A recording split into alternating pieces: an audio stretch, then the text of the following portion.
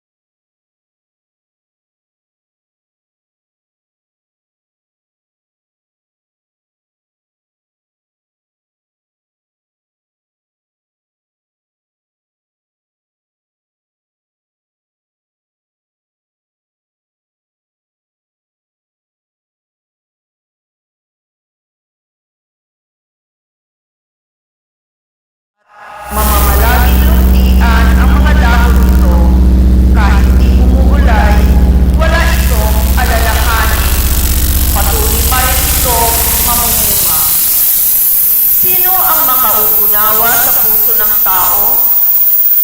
Ito'y magdaraya at walang katulad. Wala nang lunas ang kanyang kabulukan. Akong Panginoon ang sumisiyasat sa isip at sumusubok sa puso ng mga tao. Ginagantihan ko ang bawat isa ayon sa kanyang pamumuhay at ginagantimpalaan ayon sa kanyang ginagawa. Ang salita ng Ama sa Diyos. Mapalad ang umaasa sa Panginoon tuwina. Mapalad ang umaasa sa Panginoon tuwina.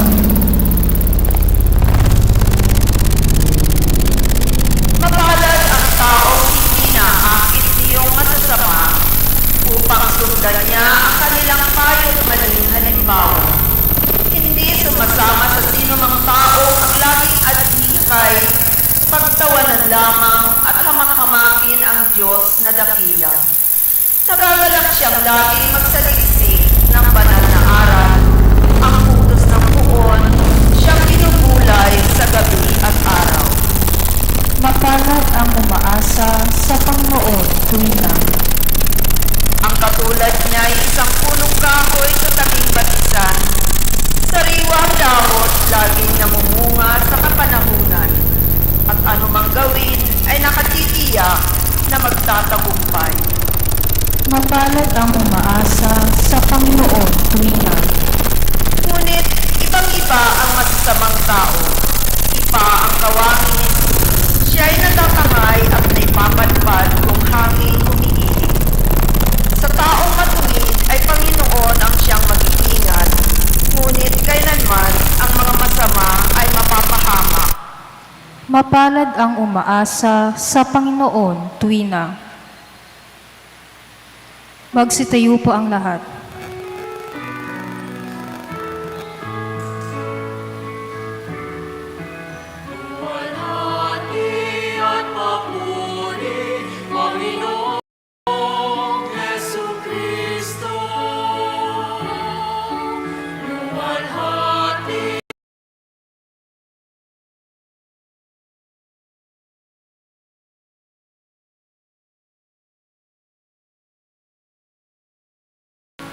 Mapalad ang nag-iingat sa kanyang pusong matapat ng salitang nagbubuhat sa poong Diyos ng liwanag sa tiyagay aaning ganap.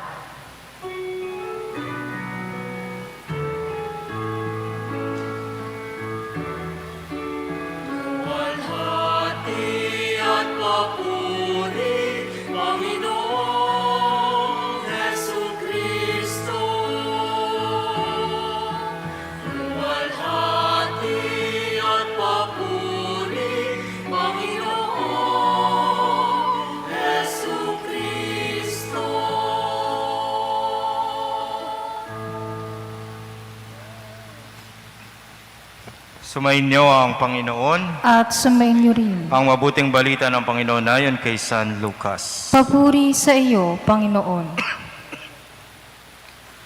Noong panahong iyon, sinabi ni Jesus sa mga Pariseyo, may isang mayamang nagdaramit ng mamahalin at saganang-sagana sa pagkain araw-araw. At may isa namang pulubing nagngangalang Lazaro, tadtad ng sugat, na nakalupasay sa may pintuan ng mayaman upang mamulot kahit mumong nauhulog mula sa hapag ng mayaman. At dooy nilalapitan siya ng aso at dinidilaan ang kanyang mga sugat. Namatay ang pulubi at dinala ng mga anghel sa piling ni Abraham. Namatay ang mayaman at inilibing sa gitna ng kanyang pagdurusa sa Hades. Tumingala ang mayaman at kanyang natanaw sa malayo si Abraham, kapiling si Lazaro. At sumigaw siya, Amang Abraham, mahabag po kayo sa akin. Utusan ninyo si Lazaro na isawsaw sa tubig ang dulo ng kanyang daliri at palamigin ang aking dila, sapagkat naghihirap ako sa apoy na ito. Ngunit sinabi sa kanya ni Abraham, "Anak, alalahanin mong nagpasasa ka sa buhay sa ibabaw ng lupa at si Lazaro'y nagtiis ng kahirapan. Ngunit ngayoy inaaliw siya rito, samantalang ikaw na may nagdurusa. Higit sa lahat, inilagay sa pagitan natin ang isang malaking bangin upang ang mga narini ay hindi makapariyan at ang mga nariyan ay hindi makaparini." At sinabi ng mayaman, "Kung gayon po, Amang Abraham, ipinamamanhig ko sa inyong papuntahin si Lazaro sa bahay ng aking ama, sapagkat ako'y may 5 kapatid na lalaki. Paparoonin nga ninyo siya upang balaan sila nang hindi sila humantong sa dakong ito ng pagdurusa." Ngunit sinabi sa kanya ni Abraham, "Nasa kanila mga sinulat ni Moises at ng mga propeta. Pakinggan nila ang mga iyon." "Hindi po sapat iyon," tugon niya. "Ngunit kung pumunta sa kanila ang isang patay na muling nabuhay, tatalikdan nila ang kanilang mga kasalanan." Sinabi sa kanya ni Abraham, "Kung ayaw nilang pakinggan